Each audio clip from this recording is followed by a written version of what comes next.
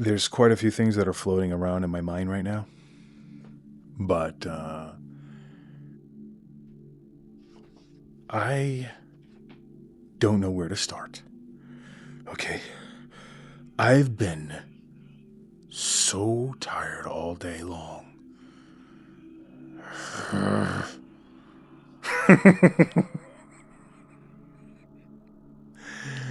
Oh shit, dude. What the hell's going on, dude? What the hell's going on? Um, you ever get to the point where you're just tired of consuming content online? I'm hitting the point where everything is just so redundant. Nothing is novel anymore online. It's all like been said over and over again. It's been done. It's just like there's nothing new. It is such boring shit to be scrolling on the phone. Even YouTube videos, because I have YouTube Premium and I'm trying to find something to listen to while I'm working, right? And I'm just changing videos, changing over and over. Like, no, this is boring. I heard this before. This is annoying, etc., etc. And it's just so tiring. It's like, this is what I did. I turned everything off and I put on a binaural beat. And I'll tell you which one it is. It's on a channel called Meditative Mind. And the name of the binaural beat is called 639HZ. Manifest Love. Heal Old Negative Energy. And it's on YouTube. All right? 639HZ. I don't know much about the HZs and numbers and all this stuff, but this is one of my favorite. This one I turn on and I get into more of an alpha wave state, a meditative state to where I'm more contemplative and I feel relaxed. And then I could just think. I think the big problem in our society right now is that people don't think. It's like we constantly need some more information on whatever it is that we're trying to do. So we pick up the phone and look for it, like as if the answer's not already there. A lot of times the answer is already there. We just need to turn on the brain instead of turning on the phone. We need to scroll through the Rolodex of our own minds instead of the endless feed of redundance. Sometimes you may ponder upon like an old memory. And then you may find a lesson, a valuable lesson within that old memory that you were pondering on. You were just thinking about this random memory that popped into your head. And you're like, no, you know what? I just drew a conclusion. I connected a dot somewhere. And now I have this enlightenment because I took the time to think. So from there, you may have an idea or something you plan to do because of the thoughts that you were having and the process of thinking.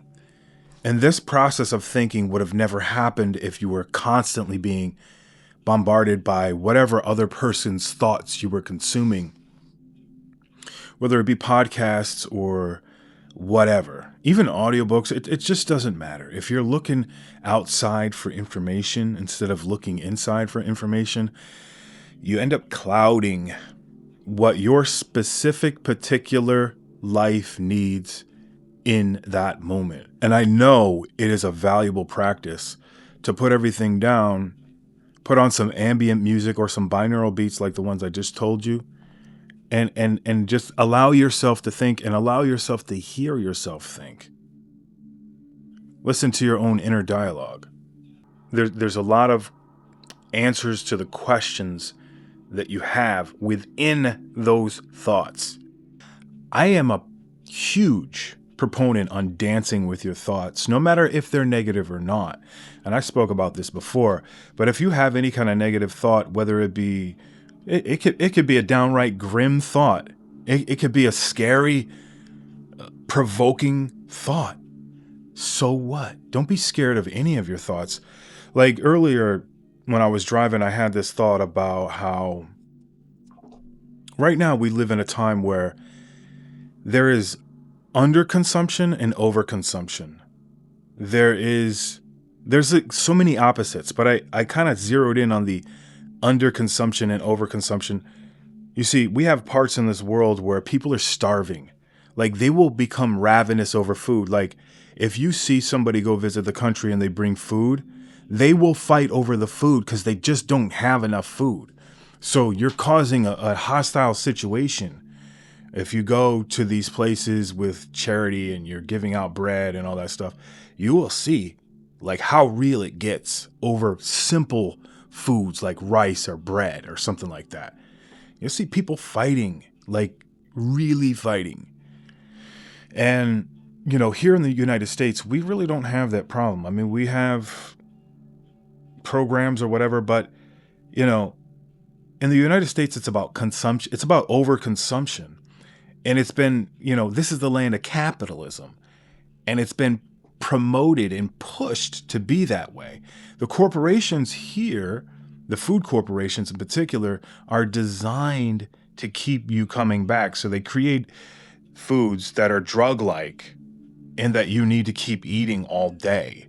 You see, in other countries, they can go a day without eating sometimes and not really feel as hungry. They're hungry. Don't get it twisted. They are hungry, but they're not going to lose their shit. You take somebody over here that is used to eating a standard American diet, all the processed foods on the grocery shelves, and you cause them to not eat for one day, you take away their food for one day, they're going to have a really tough time. They're going to get lethargic, lightheaded. They're going to be in the worst mood ever. They basically won't be able to function. That's like a drug addiction.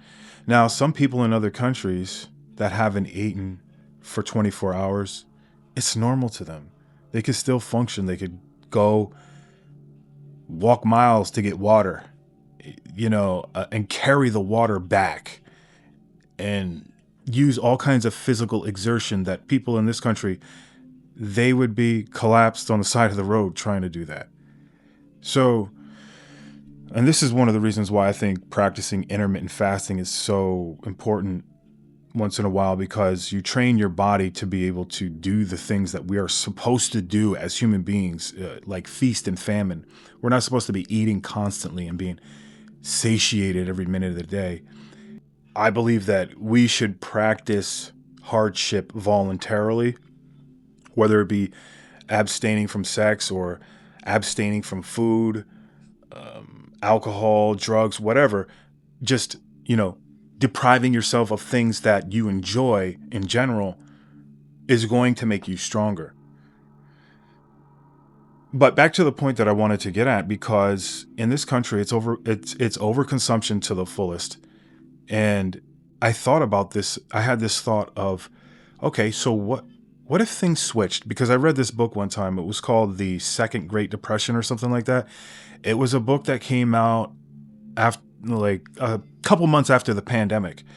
And on the cover, it has like George Washington on a dollar bill with a surgical mask over his face. And in that book, it was talking about how countries like Africa and India, they are going to basically essentially it's going to be, they're going to be on the come up. They're going to start modernizing and growing and thriving. But countries, specifically the US, and countries like the US in the Western world, are going to be declining in quality of life. And you can already see it. If you just take the last 10 years, for example, you'll notice that the infrastructure has changed within the last 10 years. And we have highways with street lamps that haven't been operational for over a year. And, when I start to think about what's going on, sometimes even the street lights are out and they don't fix them for about a week. They're not on top of things the way they used to be. So our infrastructure is not what it used to be 10, 15, 20 years ago. It's just not. The parking lots are ravished. They're buckled. The pavement is all buckled up. There's cracks and potholes everywhere. And they just, it seems like they just don't care. So the thought that I had while I was driving is, things are going to be switching. Now, I could be wrong, and so can that author to the book, but the fact still remains, this could be a reality to where life in the United States is not what it used to be. But in other countries, like India and Africa, as the author was saying in that book, they will be improving their conditions. And their value of living is going to improve because industry will be on the come up over here. And I don't like to get into politics because I think politicians are nothing but professional liars. And everything that they say, oh, we're going to bring jobs, we're going to do this, everything is a lie to get votes. And I do not trust a single politician that I see. Now, that being said, these negative thoughts that I'm having, and I'm realizing that I'm having these while I'm driving, and I'm saying to myself, you know what? Let me think about something else, because this is kind of getting on my nerves, right? But then I say, no, I'm going to dance around with this negative thought. I'm going to play around with it a little bit. Maybe I'll talk about it on a video later. But as a thought experiment, this might be a huge motivation, because people say, you know, I lack motivation. I need more motivation. Maybe this could be your motivation. Just picture 10 years down the road, what everything might look like around here in the worst case scenario. You can also imagine the best case scenario, but imagine the worst case scenario, 5 to 10 years from now. What are you going to do now to put yourself in a better situation? Are you going to do nothing? Because you need a motive, right? You need motivation. And motivation is nothing but a motive. Now, if you need a motive, I think that's it. And so if you do need a motive and you need motivation, I suggest you read that book, The Second Great Depression. Maybe that'll light a fire under your ass. Maybe that's what you need. Because too many people are sitting back thinking they need motivation from a Tony Robbins or Les Brown video on YouTube, and they watch these videos, these motivational videos, and they still don't have any motivation. Maybe you need a negative motivation. Maybe you need something negative to get your ass up and moving. Or it could also be, maybe you need to exercise. Maybe it's your energy. Maybe you need to eat healthy. You know, so there's just things that you can do right now, today, to improve your conditions tomorrow. And so that's nothing but a thought experiment. You know, I'm experimenting with the thoughts that I'm having. And again, this wouldn't have happened if I was just listening to people talk on the radio. If I post this video, you can listen to me talking all damn day. But what I'm trying to do and what I'm trying to propose is for you to put down the phone and listen to your own thoughts and stop hiding from your thoughts. You see, that's another thing that causes people to pick up a phone and start doom scrolling, is because they may have an uncomfortable thought that is rolling around in their minds. And so what they do is they want to distract themselves. They want to get rid of the pain of this emotional thought, this negative emotion in their mind. So they pick up the phone and they start scrolling and looking for funny cat videos or Taylor Swift and all these other things to take them away from that negative, scary thought. Sit with it. Sit with it. Look that thought deep into into its eyes and examine it. Look at it.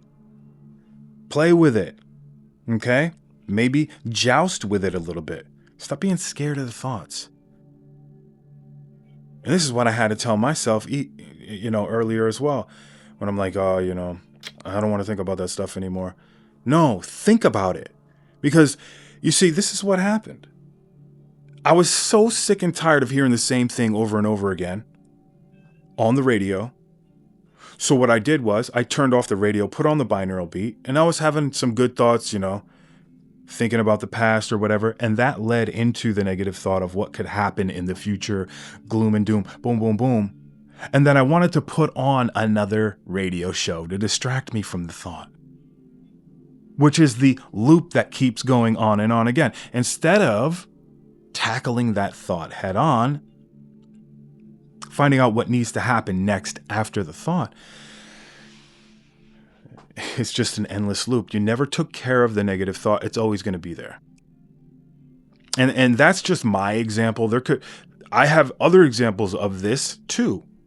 Uncomfortable thoughts that come up in the mind need to be addressed and need to be dealt with. They're nothing but uncomfortable thoughts, and you're having them for a reason. And this is what we do in this day and age. We want to run away from our uncomfortable thoughts. But you really can't gain any wisdom by running from any of these uncomfortable thoughts. Because in our day and age, it is so easy to run from everything. Everybody is different. Everybody's going to have their own conclusion. But you will never know the conclusion unless you do the work to find out what the conclusion should be. And a lot of times human beings like to ask other human beings for advice. What should I do? How should I handle this? So you're asking somebody else what they would do when their life is totally different from yours. You should be asking yourself that question and figuring it out for yourself. This is how wisdom is born. So when you hide from any of the negative thoughts, you're hiding from the wisdom, the potential wisdom that comes from you dealing with the uncomfort.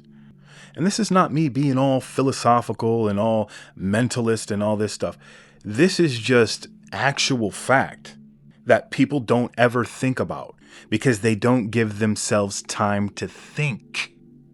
How many times do we wake up in the morning and scroll on the phone, and then shortly after that, we're watching a YouTube video, and then after that, we're on Spotify listening to a podcast, and then after that, we're on TikTok scrolling for 45 minutes, and then after that, we're on Instagram for 25 minutes, and then we're on Twitter, and then we're on Duolingo, and then we're on this and then that, and it's an endless loop. This is what's so valuable about doing one of those dopamine detoxes. And I'm not some dopamine detox guru, but try it once in a while. Try it at least once a year. Do like 3 days, 5 days. Don't just do a day without your phone. Do multiple days without a phone, unless you're listening to a binaural beat. No social media, no podcasts, none of that. You're not going to die. What you'll notice happening is, wow, you're starting to read a lot more. You'll start to notice your mind expanding. And I feel real bad for the younger generation that doesn't have a reference point of what it was like before social media. You see, before social media, if you didn't have anybody to talk to or any friends over your house or whatever, you were like wandering around outside just thinking of shit. You were like picking up sticks and hammering them to the tree to create some sort of fort with a towel and a tarp that you found. You were like hitting acorns with a baseball bat for 45 minutes straight, pretending you were in the major leagues, hitting these acorns. And there's just so many things it seems so silly to sit there and think about what you used to do when you were a kid, right? It's so foreign to young people these days. They never had the privilege to play and use their imaginations. And this is why I said in a couple videos before, are we really losing our imaginations? I heard somewhere that there's a certain amount of people who don't have an inner dialogue. What is it? Just static? There's no inner dialogue. There's nothing going on in their minds. Like, how is that even possible? I don't even understand how somebody can not have an inner dialogue. They have no thoughts. They just go about life doing whatever, like a robot. Because a robot doesn't have an inner dialogue. So I'm thinking to myself, how can a living, breathing human being not have an inner dialogue? There's